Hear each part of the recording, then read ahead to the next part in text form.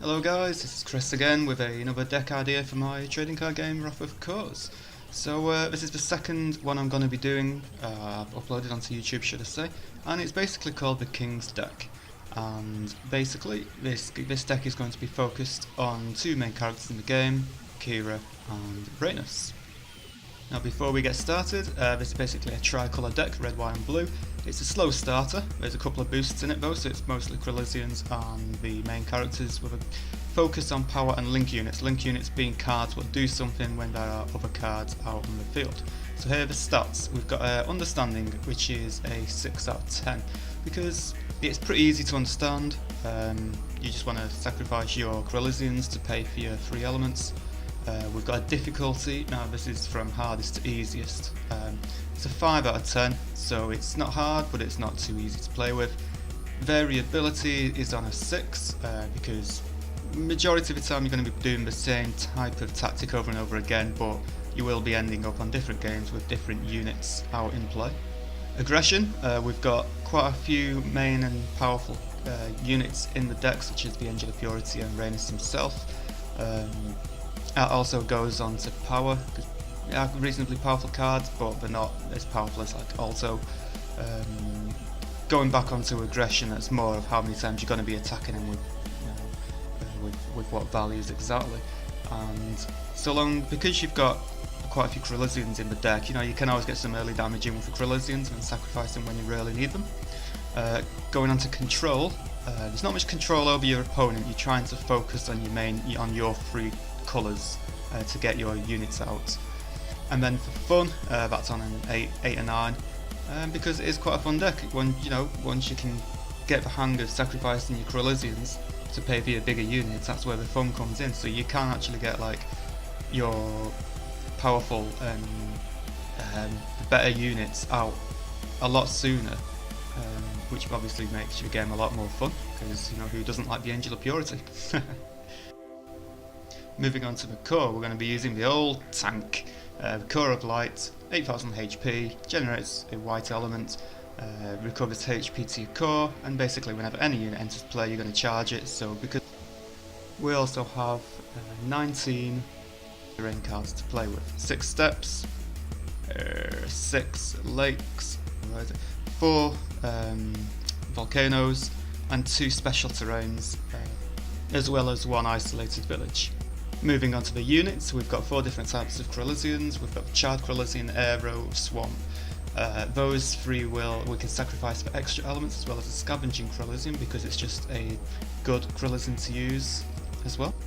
Onto the humans, we've got King Rhaenys, we've got 2 copies of Kira, don't forget you can only have 1 out at a time, 2 expert digging crews, what help your terrains generate more elements. We've got 1 copy of Sane, the Holy Mage, and when she enters you get to draw a card. We've got 1 Young Alexandra, which is the special out from Resolution Breakers. He gains a boost when Rhaenys is in play. We've got a 1 Honourable Squire, when he enters you get to fetch a piece of equipment from your deck, which is going to be the bow. And we also have 1 copy of Arena Champion, which is just a generally good card as well. And the 2 power cards, we've got obviously 1 copy Angel of Purity and 1 copy of Cellar Dragon. So with all these elemental boosts, where we should be able to get pretty much all our good cards out relatively quickly. Okay, so moving on to the action and response battle cards now. We've got 1 copy of Cannon Blast, deals 200 damage to any unit. Blinding Dust, 1 unit deals no damage in battle this turn.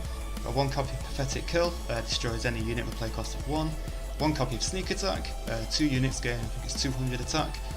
1 copy of Fresh Spring Water, where you get to recover health to your core and draw a card. A copy of Diamond in the Rough, which it doesn't cost anything, but it lets you generate 1 white or blue element. 1 copy of the Common Burn card, Flare, deal 300 damage anywhere you like. And then 2 copies of probably the best unit removal action card in the game, called Judgment. Costs 3 white and a blue or 4 white to destroy any unit in play. So yeah, they are definitely a must. Now we're moving on to all the other cards. So the Wonder, we're going to be using the Obelisk of War, because if any of your units miss, you can re-roll 1 of them every turn. The Elvish Bow, 1 copy, will give 1 of your units ranged, so because you're going to be having some reasonably powerful units, it's going to be a major threat to the opponent. You've got a relic, one copy of Morale Flags, what will give 3 units, well, up to 3 units depending how you've placed them, 100 attack. Then you've got one copy of Esteemed Trade Post, which is a way to draw cards from different manners. And then one copy of Oil Fire Trap, when you attack and your opponent uses defenders, you can destroy it to deal damage to one of the defenders. So it will really make your opponent think how they want to defend against your attacks. So yeah guys, that's basically this deck idea. So in a nutshell, you're going to be playing as many Krillosians as you can at the start of a game for 1 or 2 elements each. If you can get any damage in with them, then that's a bonus. Then when you start drawing the powerful cards, you can start sacrificing your Krillosians to pay for your more expensive units. If you're struggling, you shouldn't do, but if you're struggling with your Krillosians, you can also use the 2 expert digging crews to generate even more elements on the terrain they're placed on. Then obviously when you start getting the likes of your Angel of Purity and your Rhaenus, that's where your major damage starts coming in. You've got a tanky core, so you shouldn't really have any problems with health.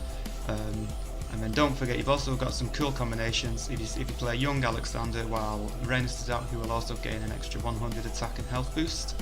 And the Honourable Squire can also search your deck for the Elvish Bow. So if you can put the Elvish Bow on your Angel of Purity, then it's pretty much almost an instant win for the game, unless your opponent has got something really powerful in their hand. So yeah guys, I hope you enjoyed this video. I do apologise for not uploading the video last week. However, I did do that live stream, I was just a bit struggling, and obviously I'm working on set 2 as well at the same time. So guys, yeah, if you enjoyed this video, be sure to like and comment down below. If you think there's any improvements, or if you've got a better deck idea yourself, please be sure to upload a video. It's always appreciated. Thanks a lot guys for watching, and I'll see you in my next video.